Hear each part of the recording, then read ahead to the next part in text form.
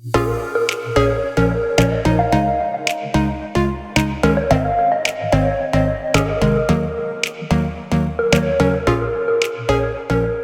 back to the Practical Church Podcast. My name is Dotson, and this show is all about helping you plant and grow healthy churches. Today, I'm going to share with you 7 lessons from becoming a portable church, from our experience going from permanent to portable. Now, I want to say this is generally things that are applicable to all churches, whether you're portable or not, although I'm going to give some specific portable examples. It's really relevant for everybody. So some ministry things that we've learned in the last couple months. As always, this show is brought to you in partnership with Mission Support. They offer a number of services to help you focus on being a pastor in ministry and not on a lot of the back-end stuff that can drag you down.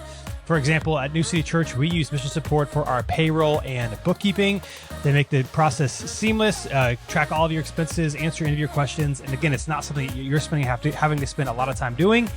And it is often a lot cheaper than paying your own dedicated staff member on your own church staff to run all your bookkeeping, payroll, and finances. So if you want something like payroll, bookkeeping, or any of their other services, be sure to head to missionsupport.com today so that you can talk to a guide and learn more information. Now, 7 lessons from becoming a portable church. So as I mentioned, these are things we learned as I'm recording this about 2 months ago from having our own space for the first 8 years of New City's existence to going portable in a middle school. So these are some things that we've learned. Specifically, or maybe stand out to me because being portable, but again, relevant to all church situations. Here is number 1. Number 1 is this: repeatedly share the need and then follow up with people. So what I'm referring to here specifically is that if your church has a need, a serving opportunity, a ministry, anything you're trying to do, it's not just enough to talk about it a lot. So I think maybe the tendency here is to think, well, if I just share from stage or talk about the need for this, we need people to serve in this way or something to happen, then eventually people will do it. And if they don't do it just from mass announcements, then they weren't going to do it anyway.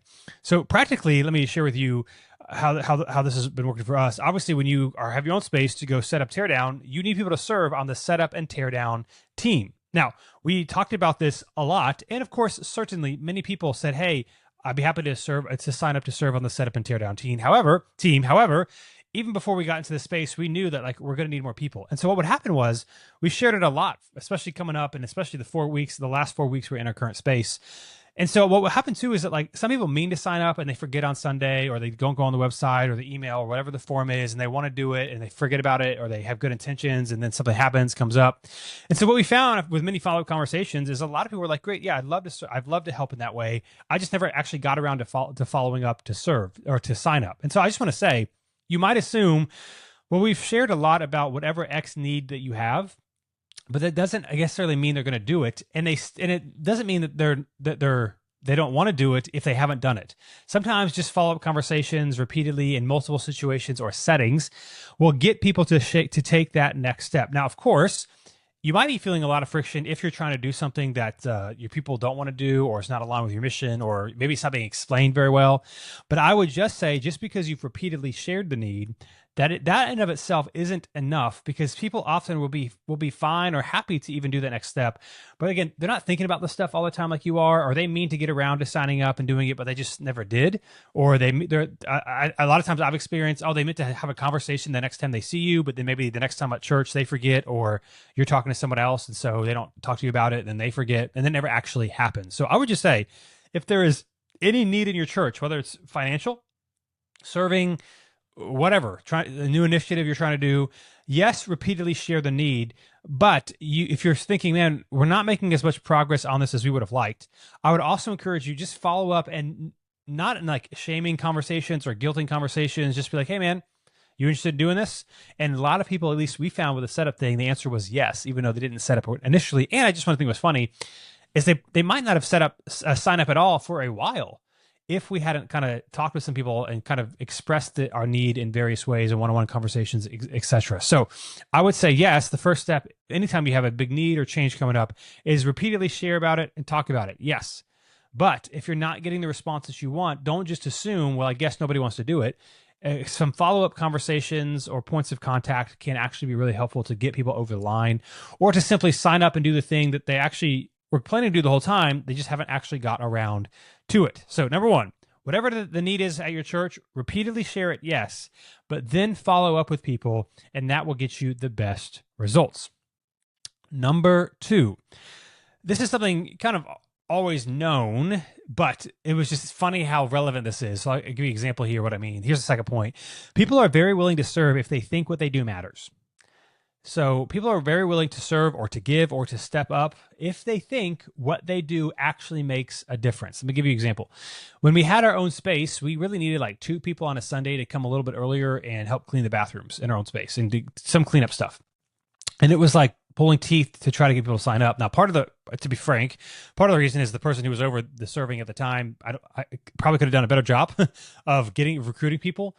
But also, I kind of felt like, I think people were feeling like, well, what's the point of like cleaning a bathroom? It doesn't seem that significant to me. And then, of course, what's funny is that we go portable. We need way more people to serve on the setup team, and they have to get there a lot earlier than they had to get there previously at our old church to help clean up a little bit. And way more people signed up for it. And part of the reason is it was a very tangible, obvious need. And so it's like, oh, I'm actually making a difference if I do this. And so I just want to say people are very willing to serve if they think what they do matters. Now, some areas of serving at your church are more obvious. So for example, serving on the production team, sound, lights, pro presenter, your screens, obviously, and stuff like that, like people are like, well, if I'm not here to change the screens, then they're not going to happen. Like that seems like a need. If I'm not here to set up, then obviously we can't have church. Other positions might be a little bit harder. Maybe someone might think, well, what's the point of me standing at the door? I don't make that much of a difference. Or helping counting the offering at the end. It's like I'm not going to make that much of a difference. And so I would say, sometimes just the nature of the position makes it a little bit easier. But B, it could be that people just don't understand the importance of why they're doing or why this position actually matters. And so the issue you might be having in trying to get people to serve in certain positions is that people don't understand, does this actually make a difference? Because people are much more willing to serve if they think what they do actually matters. Now, we know it all matters, but they might not. And so again, you have to share, you give some vision to find, here's why we're doing this and here's what actually makes a difference, because you'll have a lot more people willing to do so. So again, some things are easier, setup team, tear down team. It's like, well, this has to happen. Other things are not as obvious, but they will serve if they feel like it matters. Also, people will give if they feel like what you're giving to matters. So I just maybe give you an example. If you're just saying, hey, we want to raise X amount of dollars to give to missions, that's not going to move the needle very much. It's kind of ambiguous. What does that mean? I know as a Christian, I guess I should give to missions, but what does that matter? It's a lot different to say, hey man, we're going to raise X amount of dollars for this church plant that is launching in like 3 weeks. Right? That makes a much bigger difference. And so you have like the church planner come and share and that sort of thing. People are like, oh, well, it's not just like generally missions, like in general that this money's going to. It's a very specific thing. So serving, giving, whatever, people are much more willing. They are very willing to serve if they think what they are doing actually matters and makes a difference. Some positions are more self-evident than others. So in the places that it's not as evident, I would encourage you to do the best you can to explain, give the vision of why this actually matters. And I think you'll have more success in getting people to serve there. All right. Number 3, you want to, and this is more portable specific, but the principle still applies generally speaking. When it comes to portable church, I'll explain that first and then give you the general principle. When it comes to like the setup and teardown team, you need to schedule a setup team and you need to schedule who's going to be on the teardown team. And you need to schedule them differently, but you actually need to schedule them.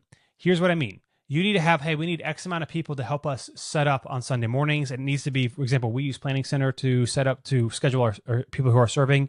So let's say you have X amount of slots. They all need to be filled. And then the teardown team after service or services, if you have multiple, that also needs to be filled with specific people in Planning Center. And it needs to actually be scheduled. So what it can't be is like, well, I'm willing to help out. I'll show up as, I could be there. I may or may not be, but I'm able to be there. The problem with that is you'll have people who are maybe somewhat consistent. And so you'll start to assume they're going to be here this many times a month. And then they randomly don't show up on a Sunday. And then you're not in luck. You're out of luck because like you need help and maybe you didn't schedule all the serve positions, but you just assumed so-and-so would show up and they don't. And then you're left scrambling. So again, one of the things that we've learned very early on and have implemented from the beginning is yes, if there are people that like say, for example, hey, I'd love to serve and to help out, that's great. But we are going to, use this for us example, planning center, and it needs to be confirmed or denied because we have to know for sure whether or not it's coming. It's great if you have extra people, but what you'll often have happen is like the extra, if you don't fill out your all your serve positions, and then the people that you assume are going to come don't come, then you're going to be in a difficult situation. So again, I would make them different teams. Now, if somebody wants to set up, serve for setup and teardown, that's great. They need to be scheduled in both those teams separately. Just our experience inside out, I wouldn't make someone do both unless they wanted to. I wouldn't say, hey, to be on the setup team, you got to do both. I don't think that's helpful because that could be it for a very long day. But you do want to schedule them. And again, this goes beyond just the setup team. Your greeters, I mean, you wouldn't do this for like your band, for example. Well, we've got like 2 band members. We need a guitar player. Hopefully someone will show up. Like, that's just not helpful. So in all your serving positions, you need to have, hey, these people are actually scheduled. If you've got extra people, that's great, but you will run into problems if you're not very clear and concise. Or what might happen is you feel bad following up, about, for example, planning center, and so it doesn't really happen, and people don't confirm or deny. They just left it as a question mark. Like, that can't happen. So I think what's helpful for us is we've kind of developed the culture. We've kind of communicated, hey, we need you to respond. And if you're going to serve a new city, you have to say yes or no. We're also very clear, like, please do not feel bad to say no, but we tell our people, like, we need you to say no if you don't think you can do it so that we can ask someone else. So it's not like, we know it's not because you don't want to serve or because you don't care, or like we promise we are not upset at all. But the ambiguous, we're not sure if you're going to decline or accept, is not helpful for us because we've got to fill these positions with other people if you can't make it. And it is totally fine if you can't make it. We just have to know. So again, you need to schedule your setup team, your teardown team. They need to be separate teams. They need to be scheduled. You need to schedule your greeters, just like you schedule your production people, or just like you schedule your band. You need to schedule people serving in your kids ministry. It should be scheduled. Otherwise, you're working on a lot of assumptions and maybe unspoken or uncommitted to expectations. And then, of course, people's feelings get hurt, frustrations arise because you just expect so-and-so to show up. They don't show up. And then people are mad at each other, and it's just like really hard to plan. So you schedule your setup team separately than your teardown team, but do schedule them. And I would recommend that to all your serving positions. I mean, you got to set a culture of like, we need you to respond, to say yes or no. And again, what can be tricky here is that maybe you're a church plant or you're a smaller church and you're like, this size of our church, like, it doesn't really matter. Like, we can kind of get away with it with just staff or key people or whatever. But what you're doing is you're setting a culture that you're going to have to change later as your church grows. So it's best, no matter you have a lot of people serving or a little bit of people serving, hey, we need you to say yes or no just so we can plan. So make sure you schedule your people. Don't just rely on someone saying, yeah, I plan to be there, or I think I'm going to be there most weeks. Number 4, people are more gracious with imperfection when you are portable. Now, I want to say this too. I think part of this was just maybe myself, just like self-pressure, because our people are great. They never communicated this. But when you have your own space, it's kind of like, oh, things should work, things should be in order. Everything should go somewhat smoothly because you can work on it during the week if not. When you're portable, the assumption is, yeah, we know this is not your space. And so you want to make it look good and signage and stuff, which I'll talk about that in a second as well.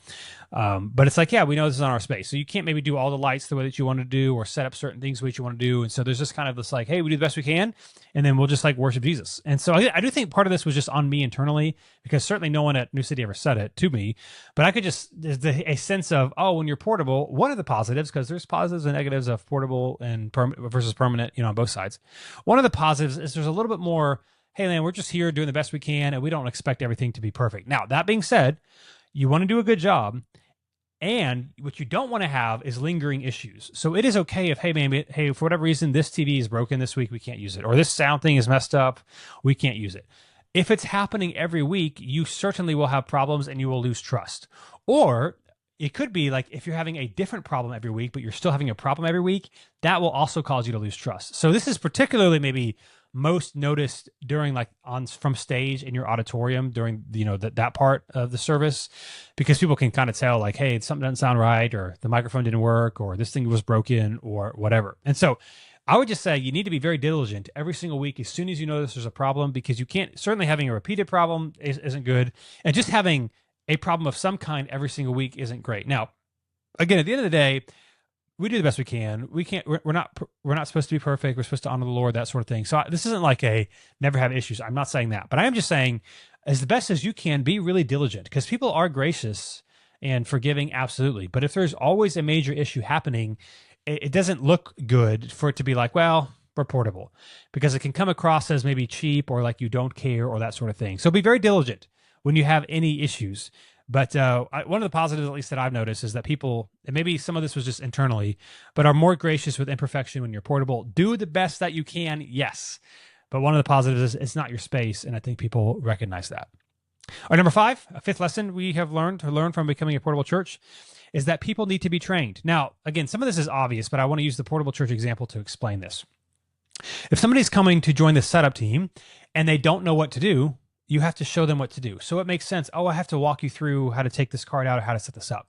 And of course, even more so when it comes to setting up the audio-visual production equipment, you have to train that. So like, for example, this past week we had somebody, so how we have it set up currently for us is that if you're serving on slides or sound, you have to be there with the setup team to help set up the auditorium. So they got to be there, the setup team. So this past Sunday, we had someone who does slides, and it was their first week serving, going portable, and he had not served yet on slides as portable, and he also hadn't helped set up the auditorium. So he walks in and he's standing there for a second. He's like, yeah, I don't know what to do. And I was like, yeah, man, come here. And so we just started showing him what to do and starting to train him and say, hey, plug this in, move this here. And obviously there's plenty to do. And he started to do some things. So that, in that sense, it kind of seems obvious. It's like, oh yeah, well, obviously if we don't train someone, they're not going to know what to do. What I've seen, however, is we can make a lot of assumptions and assume maybe the quote unquote easier positions or the positions that don't require training, like maybe serving as a door greeter, for example. We don't train them at all because we just assume that they should know. But people don't know. If they might not know that, hey, you should not like be looking at your phone while you're supposed to be welcoming people in. They might not know, if they've not been trained, hey, it's great that you're talking to your friend, but as people are walking through the front door, you need to stop the conversation. You need to stop the conversation with your friend, and you need to say hi to the person walking in. And so all these levels, again, the high level stuff like playing in the band or sound or setting up, AV equipment, we kind of like, well, yeah, obviously that makes sense, but you should train people in every single level. And part of this is because, man, listen, people will always fall to the lowest common denominator. And what I mean by that is you could have some really like high competent people or people that just really care, and then you have like 2 or 3 people that like don't really care. And what happens is over time people will start to say, oh, well that behavior is accepted, especially when new people start joining your serve teams and they say some people aren't doing X, Y, and Z like they're supposed to, so they kind of assume, well, I guess I don't have to do it either. And it can really lower the quality of what you're doing, all because people were not trained. So again, just remember, in any place that somebody at your church is serving, do you have some sort of onboarding or training or follow-up process? Or do you just assume they're kind of picking up their first week? And then what makes it worse is maybe you have someone, for example, serving as a door greeter, and they're serving with someone else who's like not that great of a door greeter. So that other person doesn't even like walk them through what this looks like. And you haven't trained them or onboarded them in any way. It's like not going to go well. It's just not going to go well. And you're going to lower the hospitality and welcoming environment that you could have created if you trained them. So again, people need to be trained. It's true for setup and tear down, but it is true for every area. I would just say if you're frustrated with how some area or ministry of your church is going, the question is like, have we actually trained the people to do it the way we want to see it done? So that was number 5. Now, number 6 and 7 are more portable related, but again, the general principle does apply. But number 6 is this: you should pay for signage. Like it should actually look good and look decent, and people should not be confused over where they're going. Now, how this is relevant to all churches is that whether you're portable or permanent, my kind of philosophy is like churches should kind of be like an airport.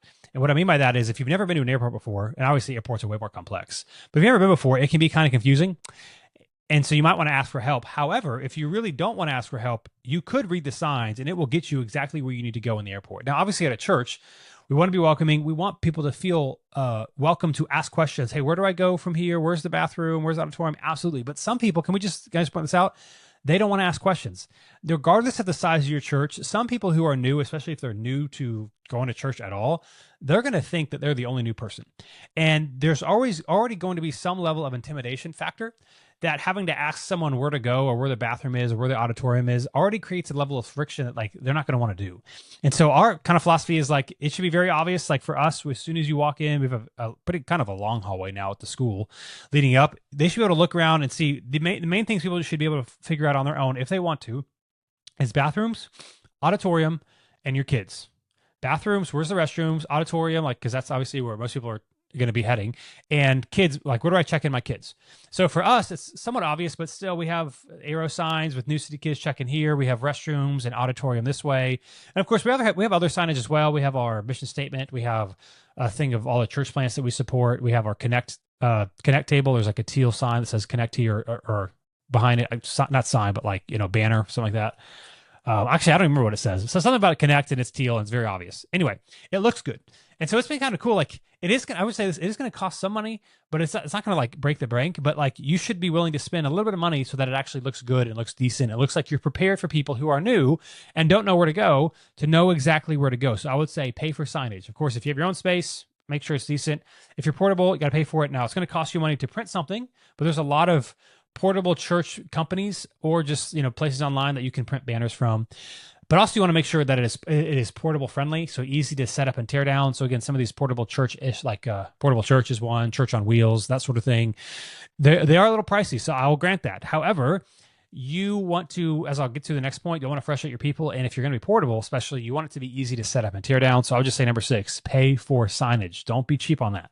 And then number 7, pay for portable equipment. So this is certainly, focused on portable. What can happen is, yes, Facebook Marketplace, churches donate you equipment. That's great. I know it's very expensive to get all the original or initial portable stuff. However, you need to remember that people are going to be using this every week. And if you have equipment that is frustrating or broken or inefficient or doesn't go well, it's going to communicate, A, you don't really care about people serving, like, hey, just figure it out, and B, that you're really cheap. Now, again, there is a tension between like spending tons of money and like not spending any money. So I'm not saying you can like blow out the money, but I'm saying like there is a cost to this and you will not regret spending money to actually make it look good. Now again, or not look good, to work efficiently. Now again, some of this stuff is not cheap. And so you definitely want to do the best you can. But if you're like, hey, this is a few extra $100 for this thing, or it could be a few thousand, all said and done. I'm just saying this is the advice we got before we went portable and we were, intentional about it. And we're only 2 months in. And I would still say this is don't cheap out on the portable stuff. So stuff that works, maybe someone donated something to you and it's not working. Part of what's being portable is you don't have to pay as much as having your own space. So you should work into the budget. Things are going to break, or maybe start saving up money to slowly buy the big black carts, or slowly buy the the plastic boxes, whatever they're called. I can't think of the top of my head. The organizational carts, that sort of thing. You got to make it like as easy, as simple as possible. And especially if you have some sort of box truck or trailer, it's got to be more compact. And so just kind of throwing stuff in there is not helpful. Don't be cheap on this stuff because it communicates you don't care, and it will frustrate your people if it is hard to set up or tear down or to push a cart or whatever because it's cheap. So obviously, ask around. Look, Facebook Marketplace is a great place. You can go. You can even rent like a U-Haul or a truck or whatever and drive a couple hundred miles because that can be cheaper than buying some of this stuff new. But if it's good stuff, man, look on Facebook Marketplace. Get the good carts. Don't just because somebody gave it to you. Don't just use it just because it was offered to you. So like when we mentioned we were going portable, we've got a lot of relationships with churches here in Raleigh. So we got a lot of donated stuff.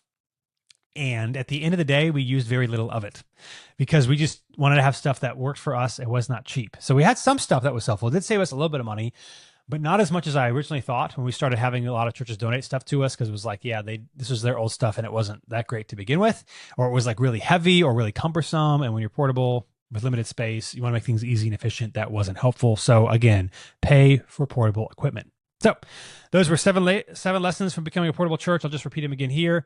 Repeatedly share the need that you have and then follow up to make sure that people actually take that step. Number 2, people are very willing to serve if they think what they do matters. Number 3, schedule a setup team and a teardown team separately, and do schedule them and schedule all your serving positions. 4, people are more gracious with imperfection when portable, but do make sure you're doing your best, that you're not having lingering issues that happen every single week. Number 5, people need to be trained. No matter their serving position, they need to be trained. They need to be trained and they need to be onboarded. Number 6, pay for signage. Number 7, pay for portable equipment. My observation for this episode is this: don't be afraid to give people a push. Now, this kind of goes along a little bit with my earlier point about like repeatedly share the need to people and follow up. But this means like, don't be afraid to actually like be intentional about asking someone to take a next step. So let me give you 2 examples. One is serving, which I talked about in this episode already. Like, hey, we need people to sign up to serve in the setup team. We need more people certainly in setup team than we had originally signed up for it. And so we just started asking people. And a lot of people respond to individual asks, because again, then it feels like, oh, you actually need it. Also, right now we are adding some elders. We're training up some elders to join our elder team. And even with that, man, it was intentional, like conversation with some of these guys, inviting them into a 10-week weekly study that I was doing with them. And then after the 10-week study, encouraging them to continue on in the eldership process. And the 3 guys that are currently going through our process and will likely be installed within the next couple of months, all were guys that if I had kind of just left the ball in their court, probably would not have done anything anytime soon. And part of it is not because people don't want to, but part of it is like people maybe feel unqualified or feel like, well, surely someone else can do it, or surely someone is better than I am, and that can keep people from doing stuff. So I would just say this, like, yeah, you can do the general asks for things, but don't be afraid to have those one-on-one conversations. Hey, listen, our church needs this right now. No, you don't have to do this, but we do need someone to do this. And are you interested? Because it's always easy to think, well, someone else, someone more holy, someone better, someone who's been following Jesus longer can do it than me. And so I would just say, if you have an area of need, whether it's serving, elders, generosity, or whatever, don't be afraid to actually follow up one-on-one, explain the need, and encourage people like to give you a no. Like, you don't want to guilt them or shame them, but like, hey, here's what we need. I would love for you to do it. What do you think? And if they don't want to do it, let them tell them no, but don't say no for them. So don't be afraid to give people a push. And now on to today's personal growth tip. And I'm going to give you the idea and then break it down using sermon prep to better explain what I mean. Here's the idea. You get rewarded what you do, not for your preparation. However, the most prepared person usually performs the best. Therefore, you should concern yourself more with your process than your outcome, and then you'll likely achieve better outcomes. Most people focus on the outcome, not the process. What you need to do is focus on the process to actually get the outcome. So for example, don't focus on losing 20 pounds, focus on eating better. So not the outcome, losing 20 pounds, but the process. Don't focus on being a better person, focus on living with integrity. Focus on the areas of life that you actually want to honor, be a person of character and virtue. Don't focus on getting straight A's, focus on creating consistent rhythms consistent rhythms and times for studying. So yeah, focus straight A's are great, but how the process, what's your study habits to actually make that happen? Here's the deal. Results-oriented goals are not bad, but they are incomplete if you don't have a plan of preparation. This is why, for example, most New Year's resolutions fail. They are results-oriented and have no practical plan of action. I want to get healthier. That's okay. That's a great result. How are you actually going to make it happen? Those who prepare well, perform well, even though everyone else only sees the performance and not the preparation. So again, sermon prep is a great thing to explain here. You want to be a better preacher. And so sometimes you think, well, I just got to pray better and just like get better on my actual in the moment Sunday morning communicating. If you want to be a better preacher, it starts with having better sermons to preach, which starts with having a regular, consistent sermon prep routine. I'm not going to get into here because I share a lot about it, on the show. I've shared my personal routine many times. I just want to say, like, if you want to be a better preacher, focus on your process, not just the tips and tricks of how to be funnier, which is helpful, or how to say or like, or how to or better, which is helpful, or how just to like, I'm just going to like talk slower, and that can be helpful, which it gets helpful, but it's the process. So the best thing you do to preach better sermons is to have a better sermon writing process. So whatever it is in your life, man, listen, while we want the better outcome, we need to focus on the process, because those who prepare well always perform the best. Today's ministry question comes from a church planner I was talking to recently. They're about to launch and they are meeting portably. They got a couple of staff and they're going to be a portable church to start. And he was asking me, how can I lead my staff well if we all work remotely or part-time? So they don't have a church office and most of the staff is all part-time. How do you do it well? I would say, hey, that's a great question. I don't have all the answers to it, but I want to share some things that we do at New City, and you can take and leave some things that might be helpful for you. Some of the things that I've learned over the years now, because we've had our own space until now, so now we don't. But even with our own space, a lot of part-time staff. I was only going at the end there to the church office like once a week because the internet was bad and my setup at home was better, and so I wasn't actually at the church that much unless I was meeting with people, which was typically out anyway. So here's how we do it. We do our in-person staff meeting in person every week. This is something I compromised on it years ago, and it was not great, especially again if you're all portable or part-time and not seeing each other on a regular basis, yes, of course, you can do the Zoom Google Meet thing, the virtual staff meeting to start, or if you have to, I get that. But I would just say, man, to the best of your ability, you need to do a weekly in-person staff meeting. And it is okay to say, hey, in order to get paid here, I know this is part-time or not full-time or whatever, but this is part of the commitment to being on this church staff is to have it in person. If you're the lead pastor, doing it at night all the time, you might be tempted to try to compromise everyone else's schedule. I'll just do it at night, but that can get hard. So I would recommend sometime during the typical working day hours, once a week, an in-person staff meeting. I know it might not always be plausible, but it will make a big difference. Even if your team's not very big, it's just hard virtually because only one person can speak at a time. You can't have side conversations or before and after the staff meeting, the banter, the connection doesn't really happen. So I would just say an in-person staff meeting once a week is vitally important. Second thing we do is we use an app called Marco Polo, which is a video messaging app. I mean, you could just do audio as well, but it's an app that you send people messages. We use the paid version, so you can 1.5 or 2x the messages as well. I like that better than sending like voice text memos for various reasons. And I would just check out Marco Polo. It's not very expensive. There's a free version as well. The free version, you just can't do like 1.5 or 2x. So if you use Marco Polo a lot, it saves a lot of time to be able to speed it up. And it's just a video on your phone on an app. And what's helpful is, again, if you're not seeing each other in person, sometimes sending a text or an email, you can't communicate what you're trying to say, or it'd be too confusing, or it'd be too long. And so actually having, conversations where you can talk and pick it up that way is really helpful. So Marco Polo is an app that we use that really helps us feel connected during the week. Number three, third thing I do is monthly check-ins. So, if you do, however you want to do this with your staff, but once a month I have a one-on-one meeting with each individual staff member. And this can be virtual if it needs to be, because it's, on Zoom, if there's only two of you, it's fine. But there's multiple people trying to do Zoom, it can be hard. And this is for like, hey, sometimes it can be awkward. Like even if we have like our in-person staff meeting to say, hey, after staff, hey, can I talk to you for a second? Because it might seem like, oh, somebody's in trouble or what, you don't know what's going on. If you don't have an office, you're not seeing each other regularly, then obviously you're not just going to like run into each other or have some of that side conversation that you could have if you're seeing someone just more spontaneously. So once a month with every staff member, I have a one-on-one conversation. If there's something I want to talk through with them, we'll do it. If not, I still just want to kind of see how they're doing. If they have any questions, it allows them to know, hey, I'm going to have a time where we're going to have on the calendar to talk. We don't have to like grab him separately or try to grab Dylan on a Sunday, that sort of thing. So monthly check-ins, really helpful. Another thing I would say is be clear on how staff is to communicate and respond to communications, because if you're not communicating correctly, that things are going to go well. Not going to go well. One of the things for New City is we are very big on email, because emails come from people, and we are not going to ignore people, or we're not going to ignore email. So the expectation at New City for our staff is you'll respond to your email. Now, you don't have to respond within the first 30 minutes or the first hour. You don't even have to respond that day. It just needs to be within like 24 hours, unless it's the weekend. And of course, that's different. But you do need to respond to all of your emails. So that's the big thing for us. And then generally speaking, everyone else is responsive. But a lot of the times, in my opinion, things can fall through the cracks on email.